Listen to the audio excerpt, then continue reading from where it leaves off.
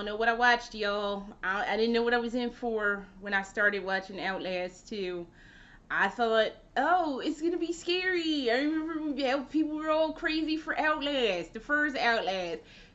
I don't think people were crazy for Whistleblower. I think people were like, oh, I'm gonna play Whistleblower, but I never really heard it much. It was like, oh, Whistleblower came out, and that was all I heard. So, but like, and then Outlast 2, everybody's like, oh, it's gonna be wonderful. Everybody and their mother is playing it, and I watched. I said yesterday when I did this, because this is gonna be a review for Outlast 2, that I was watching the Survival Horror Network play Outlast 2, and I regret every waking moment of watching Outlast 2. There's gonna be spoilers, because that's just what's gonna happen in this. If you don't want to know what happens, either play the game or watch it, or do what you do, because I need counseling, and this between us is gonna have to be my counseling session, because I got fucked up on Outlast 2. And it wasn't really like, it was like, it was scary, don't get me wrong. I was squealing yesterday for dear life yesterday. Stuff kept jumping out. He kept jumping, like stuff was popping out, and I wasn't expected to be there, and I would scream. Something happened, something predictable happened, and I still screamed, and it was sad. But that's not what fucked me up. It was the end. So I don't really understand what was going down in Outlast 2. Let me just throw that out there. I don't think that it was an incoherent plot per se. I think I'm just slow to the party on certain things.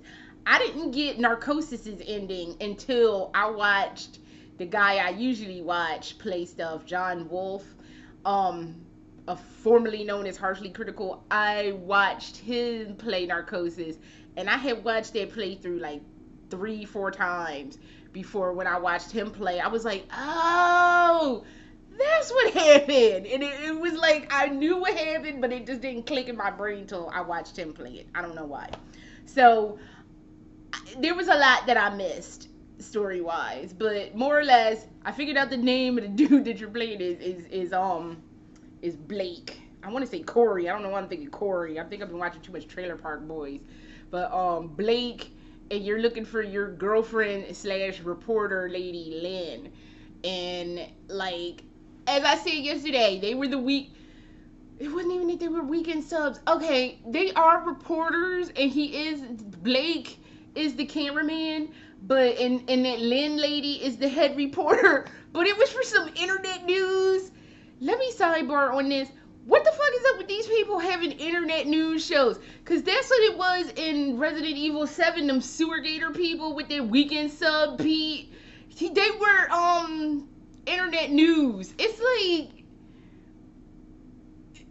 y'all can't even get on, like, public access. Y'all gotta be on internet news. I'm not saying internet news isn't legitimate news, but internet news, y'all, sewer gators was on internet news. The people from Outlast with some internet news. It's just like, y'all weren't even using this for a demo reel to get, like, I hate to say real jobs. And it's not, I don't mean to sound like a snob or anything, but come on now. Y'all doing like a YouTube news deal. I don't even know. And it's, like I said, it is not to say that I don't think people are legitimate doing internet news, but seriously, let's get your shit together. But they were doing some internet news show, and then their helicopter crashes, and as I said yesterday, the dude that was the pilot, you find him dead, like right out the gate, and you're looking for Lynn, your girlfriend, and you find her kind of quick, and then the cult Jesus-y people take her, and then that's the end of that.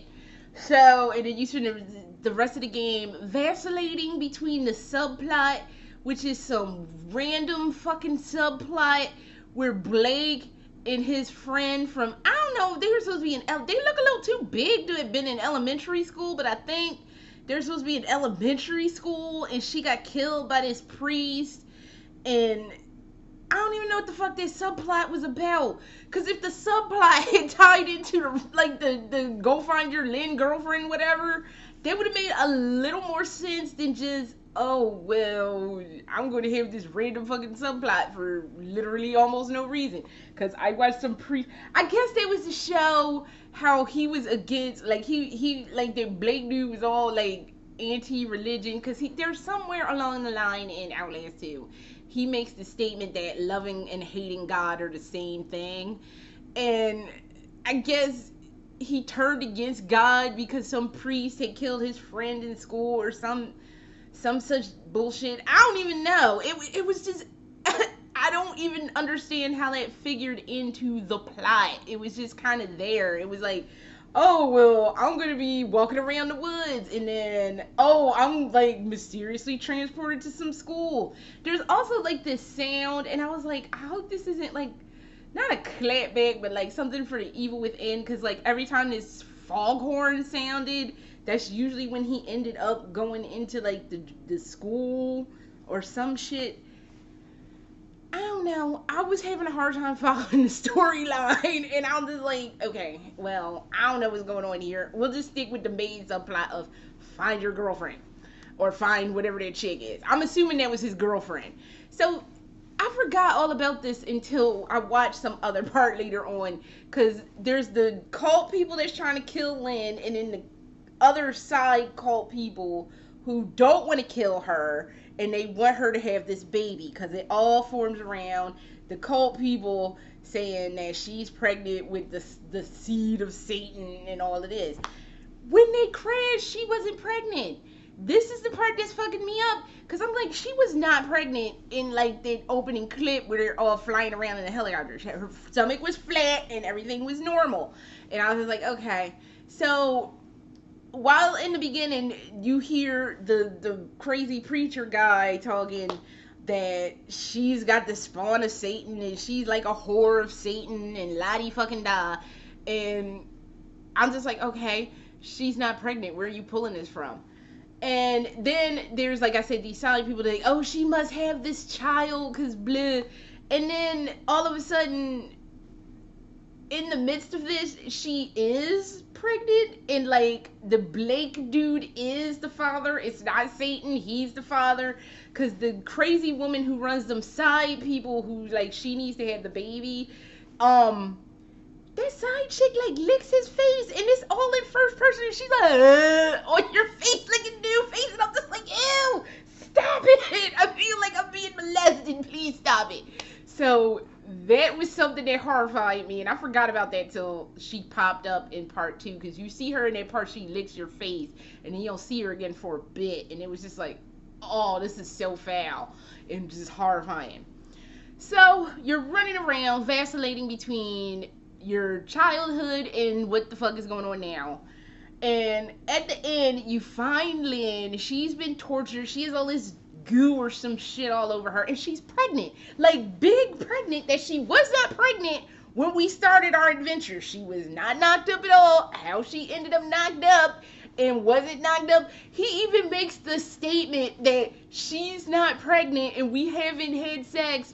He's like, we haven't done anything, but they hadn't been fucking in a while, so he's like, I don't even know where they're pulling this up at.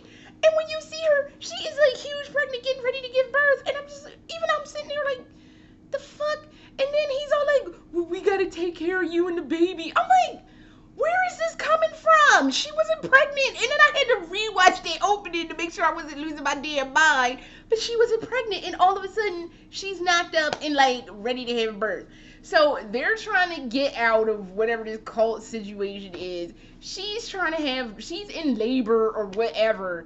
And they go to this like chapel because like everything is falling apart and I don't even fucking know. And they go in the chapel and she gives birth. Yo. There was a game that scared me. It scared me a lot. I was jumping and squeaking a lot. And there were times where I just felt intensely nervous, which is what I look for in a horror game. But watching a 3D generated human being give birth to another 3D generated human being is objectively the most horrifying thing that I saw in Outlast 2. It is the most horrifying thing I think I've ever seen in my life. And you were talking to somebody I have watched forcibly twice, and then my mom was watching it when I was real little. But this PBS show called The Miracle of Birth, and they actually show a woman giving birth, and then I had to watch it again in a health class when I was in middle school, and they actually show intercourse, her getting pregnant. They showed a whole shebang bang, and when she gives birth, everybody ends up screaming, and it's just horrifying. I watched a pretend version of somebody giving a breech birth. I do believe I've seen an actual cesarean section on like a documentary. I have watched wild fucking animals give birth. And if you've ever seen that American version of Milo and Otis, that cat movie and dog movie, and in that movie, the cat and the dog, not the male, not Milo and Otis, but their mates, they end up having a kitten or a set of kittens and a set of puppies, and they show it. And it is just like, why? That wasn't even half, that wasn't even a 16th as horrible as watching that woman in Outlast 2 give digital birth. I am never going to get over that. The people who created it need to pay for me to get some fucking counseling, because now I am traumatized. That was fucked up beyond all fucked upness and all fucked upness activity. I don't ever want to see some shit like that in a video game ever again as long as I live. And I swear to God, if somebody does that in another video game, I'm finding them and I'm punching them in the throat, because that was some shit that did not need to happen ever.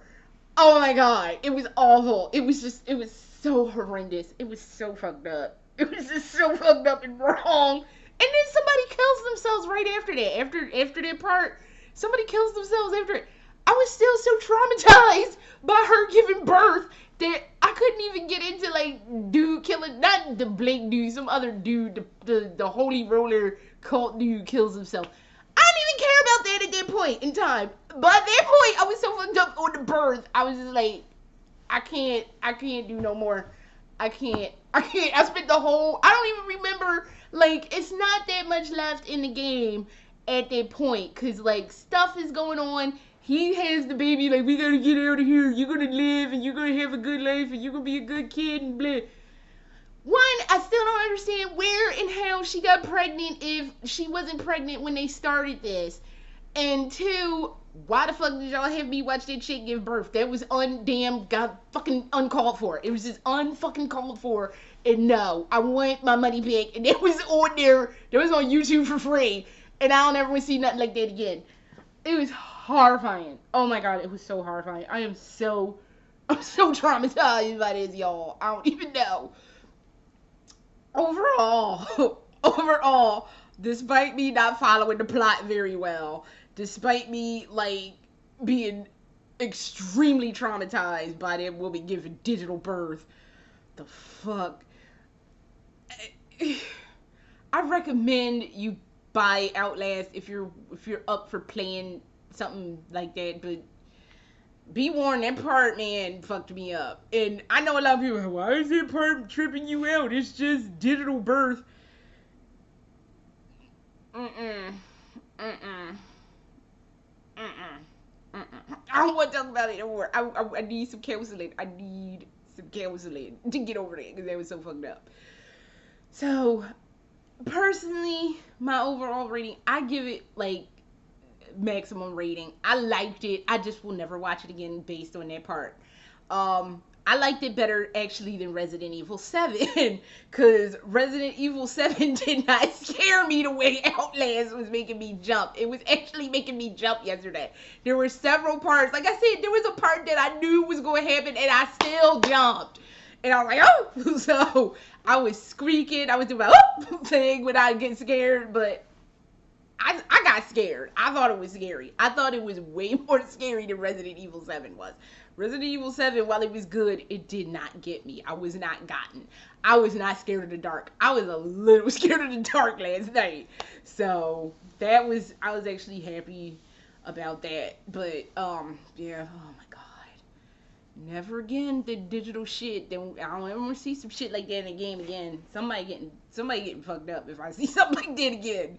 But go get Outlast, or if you don't want to play it, go check it out, because it was good. It really was good, but I don't even know. So I found out Little Nightmares actually did not come out yesterday. It comes out Friday. I don't know where are they coming up with these video games come out on Tuesday, and they don't come out Monday, they don't come out Friday, they don't come out on 6 Thursdays from now, they come out on Tuesday. It's been that way for a while. Let's not fuck it up now. We're trying to have some, like, we're gonna do something different. I guess they felt like they had to do that because I think Outlast came out, then some other game, what remains of some chick, I don't remember her name, Edith something or another. And I think one more game came out yesterday. And I think they were like, well, maybe we'll just taper the shit till next Tuesday. Got me saying Wednesday. Till next Tuesday. Don't be, oh, we're going to come out on Friday. Little Nightmares, stop. Just stop yourself. But it comes out Friday. So I'm hoping somebody has that, because that's looking hot. And I need something that's not going to be repulsive, because watching that woman give birth was fucking repugnant.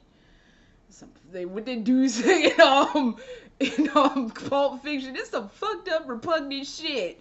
And that's, yes, exactly, that hit the nail perfectly on the head for that. So that's my review, and I'm sticking to it. I'll catch y'all on the next time. Later.